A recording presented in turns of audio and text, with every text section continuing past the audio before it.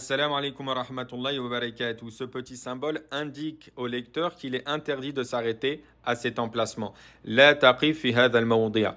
Car le fait de s'arrêter à cet emplacement pourrait changer le sens voulu donné par Allah subhanahu wa ta'ala. Dans ce verset, on le retrouve deux fois. Sourate Les Abeilles, verset 32. On va illustrer ça par un exemple, Inch'Allah ta'ala. A'udhu billahi minash shaytanir rajim. الذين تتوفاهم الملائكة طيبين يقولون سلام عليكم ادخلوا الجنة بما كنتم تعملون. Assalamu alaikum wa rahmatullahi wa barakatuh. Ces deux petits symboles en forme de triangle représentés par 3 points indiquent au lecteur qu'il est autorisé de s'arrêter à cet emplacement ou à celui-là, à une condition. Si l'on s'arrête au premier emplacement, on ne s'arrête pas au second. Et si on s'arrête au deuxième emplacement, on ne s'arrête pas au premier. On va illustrer ça par 3 exemples, Inch'Allah, afin que ça soit plus clair. Et il est également autorisé de faire la liaison sans s'arrêter à aucun des 2 emplacements. Premièrement, on s'arrête au premier. أعوذ بالله من الشيطان الرجيم ذلك الكتاب لا ريب فيه هدى للمتقين.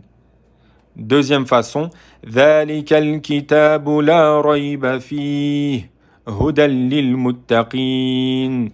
Et la troisième façon, c'est de lire directement le verset sans s'arrêter.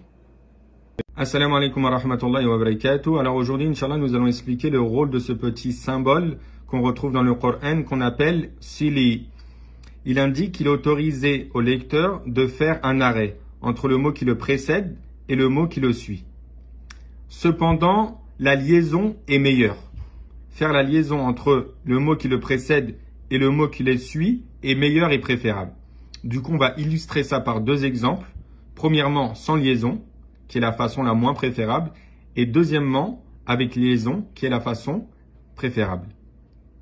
Alors, أعوذ بالله من الشيطان الرجيم إلى الله مرجعكم وهو على كل شيء قدير. La deuxième façon, إلى الله مرجعكم وهو على كل شيء قدير. Et cette façon, c'est la façon préférable. Wa rahmatullahi wa barakatuh. Ce petit symbole dans le Coran, on l'appelle qili. Il indique au lecteur qu'il est autorisé de faire un arrêt. Il est également autorisé de faire la liaison. Cependant, l'arrêt est prioritaire et préférable. On va illustrer ça par 2 exemples. Premièrement, avec la liaison. Bismillahirrahmanirrahim. إذا جاءك المنافقون قالوا نشهد إنك لرسول الله والله يعلم إنك لرسوله والله يشهد إن المنافقين لكاذبون. Deuxièmement, avec un arrêt qui est la façon préférable et prioritaire.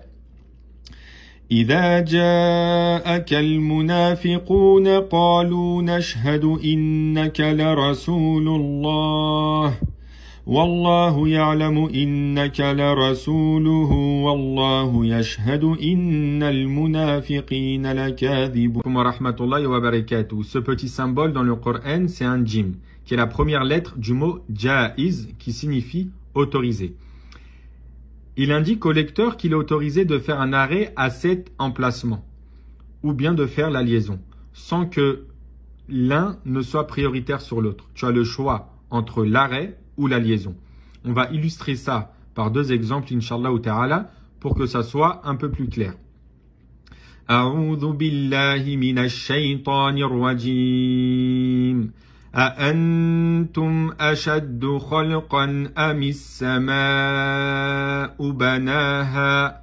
Ça, c'est avec la liaison. Maintenant, on va faire avec l'arrêt, Inch'Allah ta'ala. أأنتم أشد خلقا أم السماء بناها. Assalamu alaikum wa rahmatullahi wa barakatuh. Assalamu alaikum wa rahmatullahi wa barakatuh. Ce petit symbole, c'est un mime. Il signifie el-waqful lazim, l'arrêt obligatoire.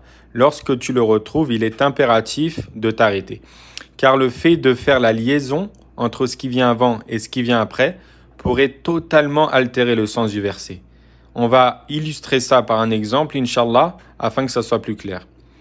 أعوذ بالله من الشيطان الرجيم إنما يستجيب الذين يسمعون والموتى يبعثهم الله ثم إليه يرجعون